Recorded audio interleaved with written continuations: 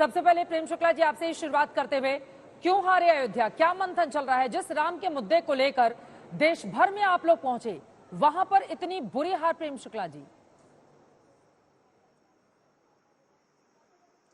देखिए, अयोध्या और अवध दोनों के सारे जो है जनता जनार्दन को प्रणाम है। अयोध्या प्रभु रामचंद्र जी को वनवास पे भेज सकती है। अयोध्या जो है सीता जी को, सीता मैया को जो है उनका निर्वासन कर सकती है। तो अयोध्या के वासी तब भी प्रणम्य रहेंगे, अवध तब भी प्रणम्य है। हम जनता को जनार्दन मानते हैं और उसकी सेवा करेंगे। जिस समय जो है रामलला, श्री रामलला को बाबर के कलंक से मुक्त कराया गया था, उस 1993 में भी इसी तरह से अवध और अयोध्या में भारतीय जनता पार्टी को पराभव का सामना करना पड़ा था। लेकिन हम फिर लौट कर आए, उस वनवास की अवधि भी समाप्त हुई और अयोध्या के वासियों के कल्याण की कामना के साथ सतत काम करने का जो संकल्प है वो आदरणीय नरेंद्र मोदी जी के नेतृत्व में ही पूरा हुआ। अयोध्या का जिस तरह का कल्याण, आप ही आज तक के ही रिपोर्टर जो हैं अपनी रिपोर्ट में बता रहे हैं कि किस तरह से अवध और अयोध्या का विकास किया गया। इसके बाद भी अगर जनता जनार्दन को हमारी परीक्षा लेनी है, अयोध्या वासियों को हमारी परीक्षा लेनी है, तो उस परीक्षा लेने के उनके अधिकार को सिर्फ अयोध्या वासियों ने परीक्षा नहीं ली ना, उसके आसपास की सटी हुई जितनी भी सीटें हैं, 7 सीटें हैं, उनमें से सिर्फ 2 पर आपको जीत मिली है। बाकी सब समाजवादी पार्टी के खाते में गई है। मैं पूरे अवध की बात कर रहा हूं। आसपास भी पड़ा है ना। हाँ, पूरे अवध की बात कर रहे हैं। अवध की बात कर रहा हूँ चित्रा जी। हाँ चित्रा जी, अवध की जो सीमा मानी गई है रामायण में, इसकी जो सीमा है वशिष्ठ जी ने, सॉरी वाल्मीकि जी ने जो सीमा बताई है, अयोध्या को केंद्र में रखकर 90 कोस, तो 90 कोस का मतलब 300 किलोमीटर के आसपास की चारों दिशा पकड़ लीजिए। तो हमको निश्चित तौर पर जो है अवध की धरती ने एक बार फिर हमसे परीक्षा ली है। क्या आरक्षण का मुद्दा भारी पड़ गया? जनता जनार्दन ये जो 400 पार सीटें हमें चाहिए, लल्लू सिंह आपके सांसद का बयान था, कहने का दुष्कर्म करेंगे। हाँ, आपके ही लल्लू सिंह का बयान था, उन्होंने कहा था 400 सीटें इसलिए चाहिए क्योंकि हमें संविधान बदलना है। ये वाला मामला आप लोगों को भारी पड़ गया प्रेम शुक्ला जी। चित्रा जी, हम जनता के हर जनादेश को स्वीकारते हैं, सर माथे स्वीकारते हैं। हम कोई कांग्रेसी तो है नहीं कि जनता को दैत्य कहेंगे। जनता के विवेक पर प्रश्न चिन्ह खड़ा करेंगे। हम चुनाव आयोग को भी दोष नहीं देंगे। हम जनता को जनार्दन मानकर उसके जनादेश को सिर माथे रखकर स्वीकारते हैं। ठीक है, डॉक्टर अजीज खान जी, सीधे अब आपके पास आते हुए, समाजवादी पार्टी के इस बड़ी जीत के पीछे अजीज खान साहब क्या वजह नजर आती है? आप लोग तो बड़े खुश हैं, खुश होना भी चाहिए। राम का मुद्दा ऐसा था जिस पर बीजेपी को कई बार प्राणवायु मिली राजनीति में, लेकिन इस बार उसको नुकसान का सामना करना पड़ा है। वो भी तब जब जनवरी में ही प्राण प्रतिष्ठा वहां पर हुई है और विकास का काम भी हुआ है। अजीज खान जी, इससे भी आप इनकार नहीं कर सकते, लेकिन कौन सा मुद्दा रहा जो समाजवादी पार्टी के पक्ष में गया? देखिए चित्रा जी, वो क्या कहते हैं कि जो बागवां फूलों का वफादार नहीं है, गुलशन की हिफाजत का वो हकदार नहीं। आज ये जो शेर है, ये बिल्कुल जो है वो बीजेपी पर बिल्कुल फिट बैठ रहा है। इसलिए क्योंकि इन्होंने बड़े बड़े ख्वाब दिखाए थे, नारे दिए थे। आपने एहसास किया कि उसी अयोध्या की बात है, अयोध्या में के आसपास आप कह रहे अयोध्या हारे, अयोध्या के आसपास भी हारे। जनता ने इनके नफरत की राजनीति को नकार दिया। जनता नफरत की राजनीति को नहीं पसंद करना चाहती, वो चाहती विकास की बात हो, तरक्की की बात हो, और इन्होंने तरक्की किया नहीं, विकास की बात नहीं की, इन्होंने सिर्फ नफरत की बात की। पहली बात। दूसरी बात, इनकी पोल आउट हो गई। कहीं ना कहीं इनके मन में जो थी बात, इनके नेताओं ने भी पहले स्पष्ट किया था, इनकी सोच भी थी, ये आरक्षण खत्म करना चाहते थे, ये संविधान में संशोधन करना, ये संविधान बदलना चाहते थे, तमाम मन में बातें थी। लेकिन जनता ने इनकी बातों को समझते हुए इनकी नेतृत्व को नकार दिया। और सिर्फ अयोध्या में नहीं नकारा चित्रा जी, काशी में के आसपास की जो सीटें हैं, काशी के आसपास की सीटें भी जनता ने नकार दिया। वहां पर भी यही परिस्थिति रही। माननीय मोदी जी साहब दावा करते थे कि 8 से 10 लाख वोट के मार्जिन से वो जीतेंगे। हकीकत क्या हुआ? कई राउंड में वो माननीय अजय राय जी से कई राउंड में पीछे रहे। सोचिए आप कि जो देश का नेतृत्व कर रहा है, बीजेपी का नेतृत्व कर रहा है, गठबंधन का नेतृत्व कर रहा है, उसके नेतृत्व को भी जनता ने स्वीकार नहीं किया। क्यों नहीं स्वीकार किया? वजह साफ है, क्योंकि अब जनता कटुता की राजनीति को नहीं पसंद करना चाहती। जनता चाहती विकास की बात हो, और विकास और तरक्की की बात हो, नौकरी की बात हो, महंगाई की बात हो, पीडीए की बात हो। समाजवादी पार्टी ने सर्वधर्म समभाव की बात की, सबको साथ में लेकर चलने की बात की। इसीलिए हमारे नेता ने कहा कि मेरे जुनून का नतीजा जरूर निकलेगा, मेरे जुनून का नतीजा जरूर निकलेगा, इसी स्याह समंदर से नूर निकलेगा। ठीक है, इसको चित्रार्थ किया है हमारे नेता ने। मैं लौट रही हूँ प्रेम शुक्ला जी, आपके सवालों पर जवाब देंगे। एक बड़ी खबर आ रही है, बीजेपी नेता दिलीप घोष का बड़ा बयान सामने आया है। उनकी ओर से कहा गया है, एक बात का ध्यान, अटल बिहारी वाजपेयी की पुरानी बातों को उन्होंने कोट किया है। एक बात का ध्यान रखिए कि पार्टी के एक भी पुराने कार्यकर्ता की उपेक्षा नहीं होनी चाहिए। Keep one thing in mind. आगे वो लिखते हैं, यदि आवश्यक हो तो 10 नए कार्यकर्ताओं को अलग किया जाए, क्योंकि पुराने कार्यकर्ता ही हमारी जीत की गारंटी है। नए कार्यकर्ताओं पर जल्दी भरोसा करना उचित नहीं है, क्योंकि पश्चिम बंगाल में 2019 वाला प्रदर्शन भी बीजेपी दोहरा नहीं पाई है। इसी वजह से अब इस तरह के बयान निकलकर सामने आ रहे हैं।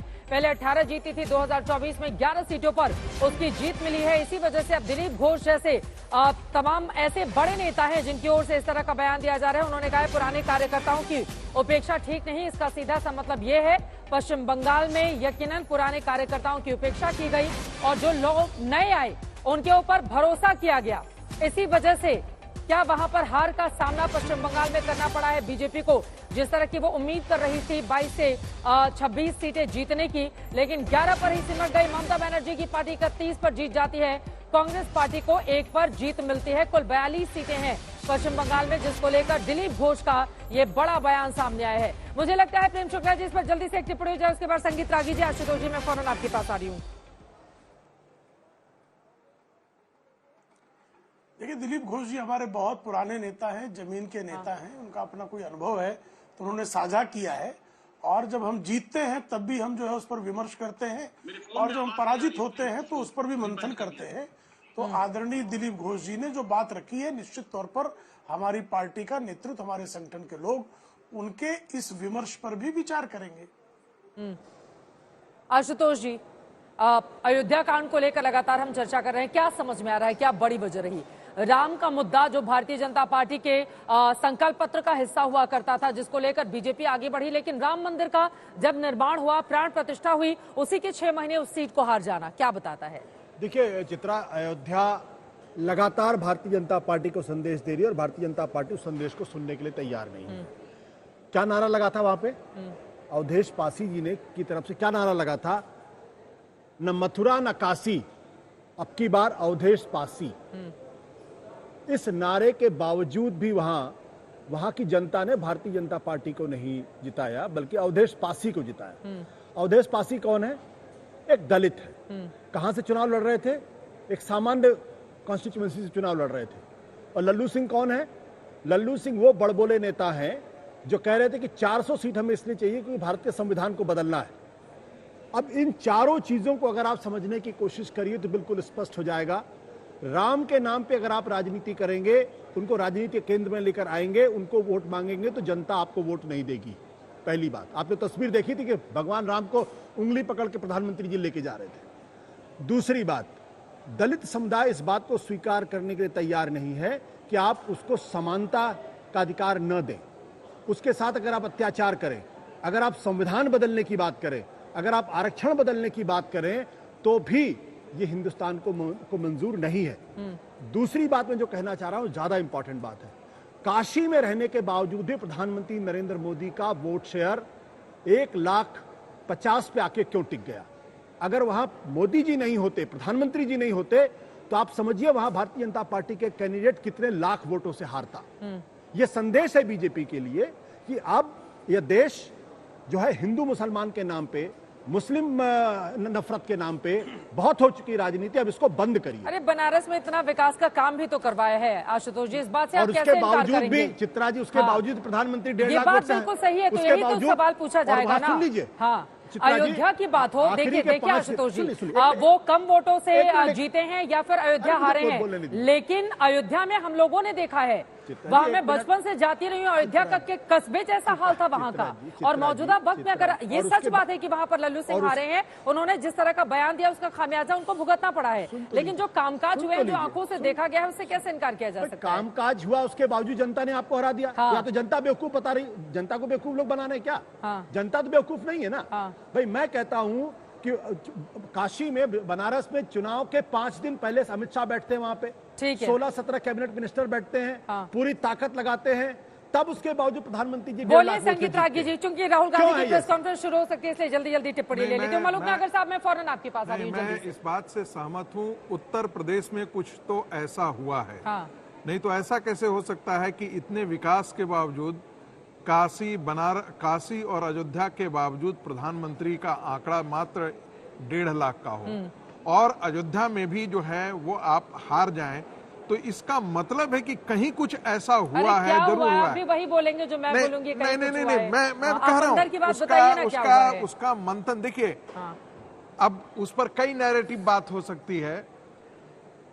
भारतीय जनता पार्टी के अंदर का भीतरघात था, या जातीय आधार पर वोट हुआ, या फिर जो है वो लोग जो है वो नहीं चाहते थे कैंडिडेट का सिलेक्शन। कई ऐसे मुद्दे हैं, लेकिन ये सारे र्यूमर का जो मुझे मोटा मोटी साफ लगता है वो ये कि जाति के आधार पर दुर्भाग्य से बिहार और उत्तर प्रदेश, हाँ। दोनों जगह जातियों के आधार पर वोटिंग हुई। आप देख लीजिए, अयोध्या के अंदर नहीं हुई थी। हाँ। मैं कह रहा हूं उस समय राष्ट्रवाद हावी हो गया। 2014 में नरेंद्र मोदी का हिंदू हृदय सम्राट वो हावी हो गया। ठीक है। इस बार जो हुआ, पासी कम्युनिटी, कुर्मी कम्युनिटी, यादव पहले से तैयार था, मुस्लिम वोट जो है बल्क में पड़ा है। हाँ। आप देखेंगे, अभी मेरे मित्र कह रहे थे, मैं तो कह रहा हूं हाँ। भाई घृणा नहीं होनी चाहिए। हाँ। मुसलमानों में हिंदुओं के प्रति घृणा होनी चाहिए। वो भारतीय जनता पार्टी को हराने के लिए वोट करे, तो भाई एक मोबिलाइजेशन तो है ही ना पूरे देश भर में। वो वोट देता ही नहीं है कभी। हाँ। तो स्वाभाविक है कि भारतीय जनता पार्टी के लिए ये मजबूरी बन जाती है। तो आप लोगों की ओर से भी तो ऐसा बयान सामने नहीं, आता नहीं, है ना? बयान से पहले भी, हाँ। बयान जब नहीं होता था तब क्या भारत का मुसलमान वोट कर देता था? क्या नहीं करता था? क्योंकि भारत का मुसलमान के लिए महत्वपूर्ण उसकी धार्मिक आइडेंटिटी है। वो कोई शिक्षा, वो कोई समस्या, वो कोई बेरोजगारी, हाँ, वो कोई महंगाई, हाँ। इस पर वोट नहीं करता है भारत का मुसलमान। हाँ। ये गलतफहमी मिटा देनी चाहिए। तो अयोध्या में तो 19वीं सदी ही है। नहीं दिया है, मैं फिर आपसे कह रहा हूँ। हाँ। ये गलतफहमी जो है ना, ये जो है वो गलतफहमी भारतीय जनता पार्टी को मैं पहले दिन से कर रहा हूँ। आप ये मिटा दीजिए। रामपुर का एक चल रहा है ना, रामपुर में तो 535 घरों को घर मिले थे, सारी चीजें मिली थी, और एक वोट भी भारतीय जनता पार्टी को मुसलमानों ने तो नहीं आप दिया। नहीं समझा पाए उनको? आप नहीं समझा पाए उनको? मुसलमानों को कोई समझा नहीं सकता। मलूक जी कुछ बोलना चाह रहे हैं, 2 लाइन में जल्दी से अपनी बात पूरी एक बात करें। जरा समझ लीजिए, हाँ। भारतीय जनता पार्टी को मुसलमानों ने नहीं हराया है, भारतीय जनता पार्टी को हिंदुओं ने हराया है। मैं कह तो रहा हूँ वो दोनों बातें के साथ खिलवाड़ करेंगे। मैं दोनों बातें स्वीकार कर रहा हूँ। मुझे बोलने दीजिए। मैं दोनों बातें स्वीकार कर रहा हूँ। अगर आप कि जाति के आधार पर वोटिंग हुई, कोई एजेंडा के आधार पर वोटिंग नहीं हुई है। एक मिनट सुनिए, आप बोल चुके, मैंने बोला नहीं आपको। अगर हिंदुस्तान के प्रधानमंत्री अपने आप को भगवान राम से बड़ा समझेंगे, उनकी उंगली पकड़ के चलाएंगे, तो क्या हिंदुस्तान क्या मोदी ने वो पोस्टर जारी किया था? क्या नरेंद्र मोदी ने वो पोस्टर जारी किया था? एक सेकंड सर, नहीं, एक सेकंड सुनिए, संगीत रागी जी, क्या वो पोस्टर मोदी ने जारी किया था? मैं ये नहीं कह रहा हूँ मोदी ने जारी किया, मैं ये कह रहा हूँ कि तो जब जारी नहीं किया तो फिर आप कैसे कह सकते हैं कि नरेंद्र मोदी राम से बड़े हो गए? मेरी बात सुनिए। बोलिए। क्या बनारस के अंदर कितने लाख वोटर हैं? 15 लाख से ज्यादा वोटर हैं। ठीक है। कितने प्रतिशत मुसलमान होंगे? 1.5-2 लाख होंगे। नहीं, 3 लाख मुसलमान है। जहाँ 3 लाख मुसलमान में जो बहुमत जो हिंदू है, वो आज की तारीख में भारतीय जनता पार्टी छिटक चुका है, और हिंदुओं की वजह से भारतीय जनता पार्टी हारी।